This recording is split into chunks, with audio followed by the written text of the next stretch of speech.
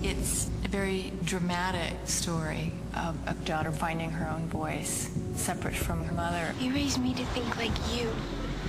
Maybe thinking for yourself isn't so great.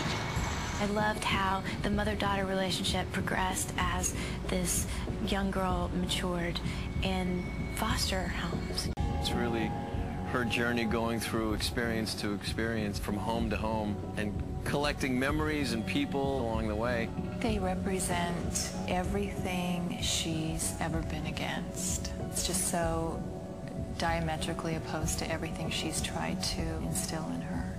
I would rather see you in the worst kind of foster hell than living with that woman. One of the production executives at Warner Brothers called us very excited on a Monday and said, there's this book that Warner Books is publishing that I think you would really like, and would you read it quickly? And we read it overnight and grabbed it immediately, and it turned into a bestseller, which was a nice byproduct. It was the difficulty of finding somebody who could play both the Astrid as a very young girl and then as a woman, as an adult. We had a number of people come and talk to us about wanting to direct the material. Action! And he understood it intrinsically, that it was about a relationship between a mother and a daughter, and about trying to find love and growing up. You'll like these people. Do they have any kids? No. They're looking to adopt. Well, this is it. I left it plain on purpose because I thought that that way, you could put your own things up.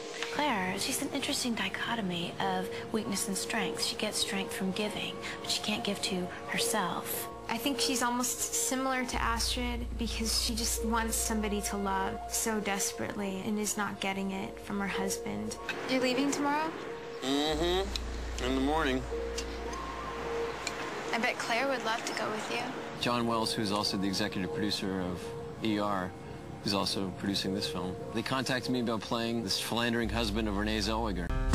You'll like these people. She's an actress, and he does something on television.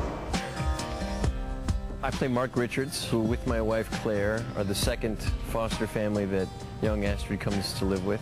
Astrid also gets strength for being so important to someone else in the world for the first time in her life. She is a very damaged person, and she wants to protect herself and doesn't really think about her daughter and the consequences for her daughter and the decisions that she makes. Action! They're just 100% there. When they're 100% there, it's almost like natural for you to be 100% there. This is actually the kind of director that we're really looking for, who can marshal these kind of performances. We actually aren't using Steadicam. We've done almost all handheld. You read the book and you felt for the journey that this girl goes on. And Mary Agnes Donahue really did an amazing job to structure it into a story that could play as a film. We didn't buy her book thinking we just liked a piece of it and we wanted to extrapolate it into something else. We actually bought it because we wanted to make her book. As anyone who's read the novel will know, she has a very rough ride, but in the end, she finds a kind of peace.